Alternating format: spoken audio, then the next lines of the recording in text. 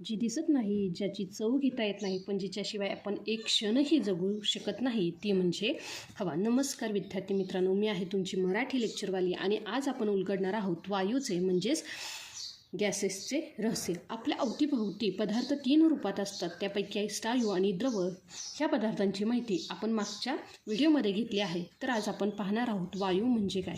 वायू म्हणजे पदार्थाची अशी अवस्था जिथे रेणू एकमेकांपासून खूप लांब असतात आणि ते अतिशय वेगाने इकडे तिकडे फिरत असतात. जसं शाळेची सुट्टी झाली की मुलं काय करतात रे, मैदानावर सैरावैरा धावतात, तसेच अगदी हे वायूचे रेणू असतात. तर विद्यार्थी मित्रांनो इकडे बघा, माझ्याकडे हा पाण्याचा ग्लास आहे आणि आता मी काय करते, हा पाण्याचा ग्लास मी काय करते काठोकाठ भरते. आता मी यावर काय करते रे, हा जो काही साधा कागद आहे हा काय करते रे, हा साधा कागद ठेवते. आता हा कागद काय करते, मी हाताने काय करते रे, दाबून धरते आणि झटकन काय करते, हा ग्लास उलटा करते.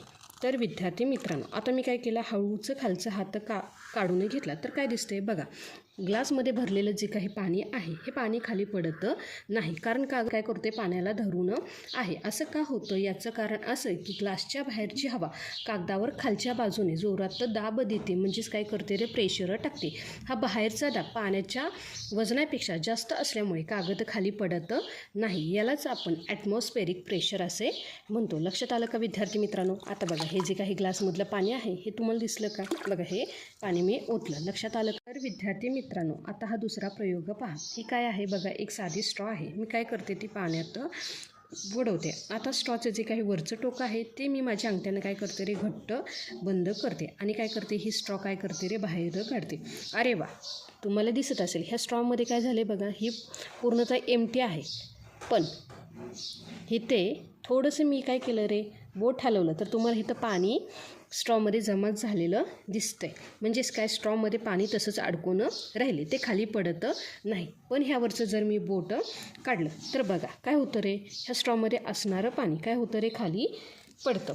जेव्हा आपण वरून अंगठा लावतो तेव्हा स्ट्रॉमध्ये हवा शिरू शकत नाही, खालच्या बाजूने असणारा हवेचा दाब त्या पाण्याला काय करतो रे, वर धरून ठेवतो. यालाच कन्फाईन्ड स्पेस म्हणजेच काय, हवेचा दाब म्हणतात. लक्षात आलं का विद्यार्थी मित्रांनो. तुम्हाला वाटते का ही बाटली रिकामी आहे, तर चला पाहूया.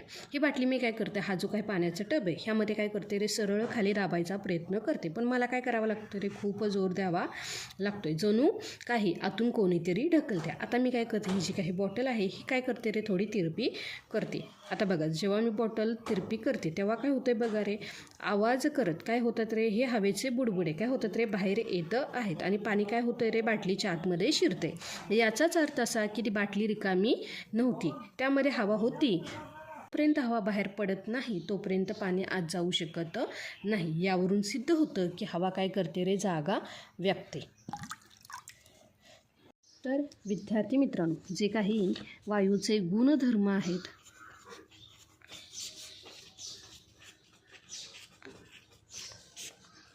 त्यातला जो काही पहिला आहे तो काय आहे बघा, आकारमान.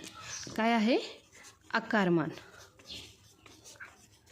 वायूंना स्वतःचा निश्चित आकार किंवा आकारमान नसते.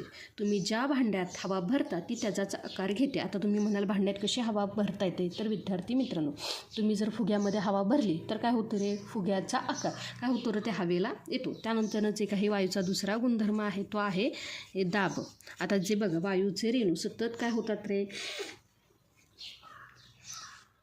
एखाद्या वस्तूवर आदळतात, त्यालाच आपण काय म्हणतो रे, प्रेशर म्हणतो. लक्षात आलं का.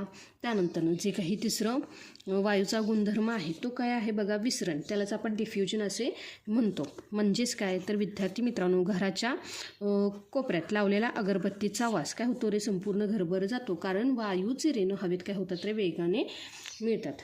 तर मंडळी, वायू हे नुसते रिकामेपणाचं लक्षण नाही, तर ते ऊर्जेचे आणि हालचालीचे प्रतीक आहे. आपल्या टायरमधील हवेपासून ते आपण घेतो त्या श्वासापर्यंत गॅस सगळीकडे आहे. तर विद्यार्थी मित्रांनो वायूची आजूबाजूची अनेक उदाहरणे आपल्याला पाहता येतात. म्हणजेच बघा, आपल्या सायकलचं जे काही टायर आहे, जेव्हा आपण काय करतो रे, पंपने टायरमध्ये हवा भरतो तेव्हा आपल्या वायूला स्वीज करतो, म्हणजेच काय करतो रे, दाबतो.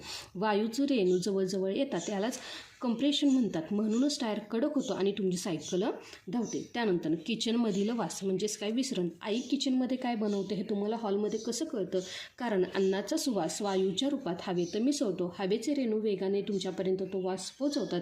या प्रक्रियेलाच विज्ञानात डिफ्युजन म्हणजेच काय म्हणतात रे विसरण असे म्हणतात. आणि तिसरं जे महत्त्वाचं आहे की उन्हात फुगा का फुटतो? कारण त्यातील वायूचे रेणू हे उष्णतेमुळे काय होतात रे वेगाने हालचाल करू लागतात आणि एकमेकांपासून लांब जातात. हवा प्रसरण पावते म्हणजेच काय होते ती एक्सपांड होते. फुग्याची जी काही भिंत आहे म्हणजे जो काही फुग्याचं जे काही आवरण आहे तो आवरण ते दाब सहन करू शकत नाही म्हणून काय होतं रे फुगा फुटतो. तर विद्यार्थी मित्रांनो आज आपण शिकलो की वायूला दाब देता येतो, तो जागा व्यापतो आणि उष्णतेने पसरतो.